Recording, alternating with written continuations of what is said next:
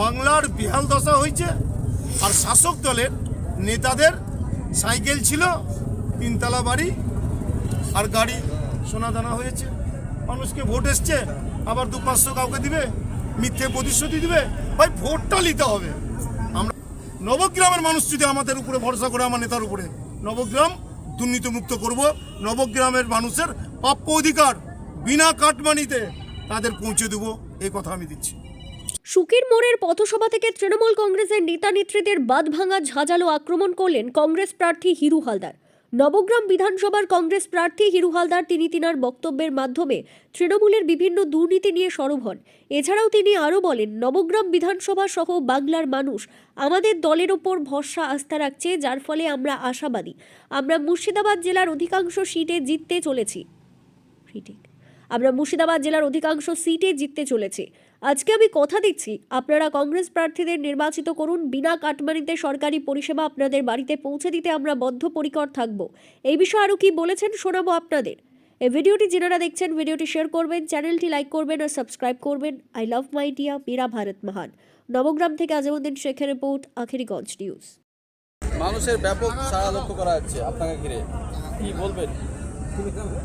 কি বলবো, এটাতে কি বলার আছে? ভালো লাগছে, খুবই ভালো লাগছে যে মানুষ কংগ্রেস দলের প্রতি ভরসা রাখছে। মানুষ আমাদের নেতা অধীর রঞ্জন চৌধুরী মহাশয়ের উপরে ভরসা রাখছে। এই জেলার মানুষ দুটো ভাগে ভাগ করে দেওয়া হয়েছিল। এখন এই জেলার মানুষ ধর্মপ্রেমী মানুষ, তারা বুঝতে পেরে গেছে যে তাদেরকে কেন্দ্র এবং রাজ্যের দুই ফুল তাদের ভোট নেওয়ার জন্য রাজনীতি করছে। আজকের যুব সমাজ এটা বুঝে গেছে। তাহলে কি আগামীতে পরিবর্তন, নবগ্রামে পরিবর্তন আসতে চলেছে? 100 বার। শুধু নবগ্রাম কেন, মুর্শিদাবাদ জেলায় পরিবর্তন এবারই বুঝিয়ে দেবে মুর্শিদাবাদ জেলার মানুষ। আজকে জিআইপির চেয়ারম্যান হুমায়ুন কবিরের একটা ভিডিও ভাইরাল হয়েছে যে টাকা নিয়ে বিজেপির সঙ্গে টাকা নেওয়ার একটা কথা চলছে। আমরা কংগ্রেস দল করি, আমাদের নেতা অধীর চৌধুরী, আমাদের নেতা রাহুল গান্ধী। আমরা এসব কে কোথায় কী করলো এসব আমরা মাথা ব্যথা নাই।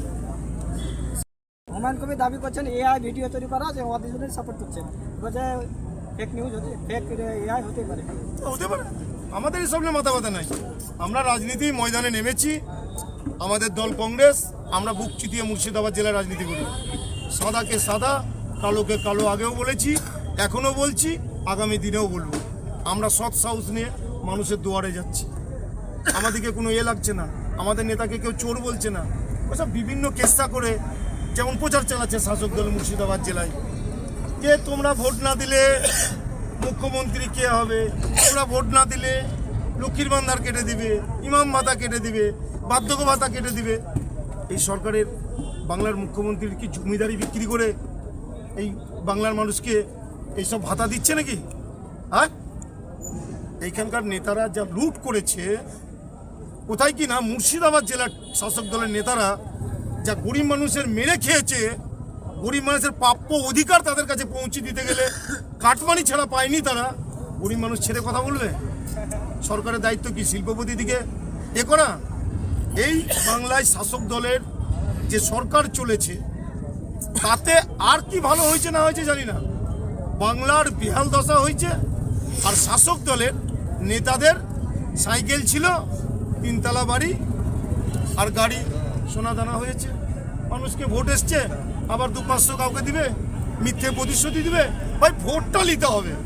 আমরা কংগ্রেস দল, আমাদের নেতা অধীর চৌধুরী, নবগ্রাম ব্লকের মানুষের কাছে আমি প্রতিজ্ঞাবদ্ধ যে আপনারা আপনাদের দেওয়া ভালোবাসা আশীর্বাদে পেয়ে যদি আমি নির্বাচিত হতে পারি, আমার উপরে ভরসা রাখবেন। আপনাদের দেওয়া ভালোবাসা আমি বিক্রি করব না। আপনাদের দেওয়া ভোট আমি পয়সার কাছে বিক্রি হয়ে যাব না। আপনাদের দেওয়া ভালোবাসা আমি পয়সার জন্য বিক্রি করে দেব না। তাই নবগ্রামের মানুষ তাই ভরসা আস্তে আস্তে কংগ্রেস দলের প্রতি, আমাদের নেতার প্রতি বেড়েছে, বাড়ছে। আর শাসক দল পিছিয়ে যাচ্ছে। আরেকটা জিনিস লক্ষ্য করা যাচ্ছে, কর্মীদের উপর মারধরের অভিযোগ উঠেছে বহরমপুরে। তাছাড়া কালকে আমরা দেখলাম, গতকালকে কান্দি থেকে অধীর চৌধুরী সভা সেরে যাওয়ার পথেই রাস্তায় গাড়িতে ডাকে ইয়ে হয়েছে। একটা ছোট্ট কথা বলি, আপনারা জানেন যে এই 24 সালের নির্বাচনে বাংলার মুখ্যমন্ত্রীর পরিকল্পিতভাবে এই হিন্দু মুসলিমের খেলা খেলে একটা হিন্দু সমাজের মানুষকে, শাসক দল টিএমসি দলের বিধায়ক ছিল তখন, সেই লোক সে আবার স্বীকারও করেছে, আমরা বানিয়ে বলছি না, যে বাংলার মুখ্যমন্ত্রীর কথা মতো আমি হিন্দুদিকে কেটে ভাগীরথী জলে ভাসিয়ে দেবো বলেছিলাম। শুনেছিলেন কোনোদিন আমাদের এই জেলায় যে হিন্দু মুসলিম নিয়ে কোনোদিন গল্প হয়েছে? এই জবে থেকে এই টিএমসি এসছে রাজ্যে আর কেন্দ্রে এসছে বিজেপি। দেখুন, ভোটের সময় উন্নয়নের কথা নাই, ভোটের সময় পরিযায়ী শ্রমিক ভাইদের কথা নাই, ভোটের সময় যাদের প্রাপ্ত বয়স্ক হয়েছে ভাতা পাওয়া দরকার তাদের ব্যাপারে আলোচনা নাই। এখনো অবধি সরকারের বিভিন্ন জায়গায় ভাতা ঢুকেনি, 6 মাস 5 মাস 7 মাস, সেগুলো দেওয়ার ব্যাপার নাই। যে এই সরকারের আমলে যারা শিক্ষা যোগ্যতা করে নিজের ডিগ্রি অর্জন করেছে তাদের যখন চাকরি পাওয়ার সময় তখন তাদেরকে সরকার ডিক্লেয়ার দিচ্ছে তোমরা ভাতা নাও 1500 টাকা করে। চাকরির লাইনে দাঁড়ানোর কথা তাদের যোগ্য অর্জন করে তারা ডিগ্রি তৈরি করেছে, তাদেরকে ভাতার লাইনে দাঁড়াতে হচ্ছে। বাংলার মুখ্যমন্ত্রী মমতা ব্যানার্জি লজ্জা করা দরকার। যুবদের জন্য কথা বলছে, হ্যাঁ কি গ্রামের মানুষকে বোকা পেয়েছে? পঞ্চায়েত ভোট হতে দেয় না, লুট করে দখল করে। আমরা এসব হতে দেবো না। এবারে নির্বাচন অন্তত পক্ষে আমি যখন নির্বাচনে অংশগ্রহণ করেছি নবগ্রামের মানুষ যদি আমাদের উপরে ভরসা করে, আমার নেতার উপরে, নবগ্রাম দুর্নীতিমুক্ত করব। নবগ্রামের মানুষের প্রাপ্য অধিকার বিনা কাটমানিতে তাদের পৌঁছে দেবো, এই কথা আমি দিচ্ছি।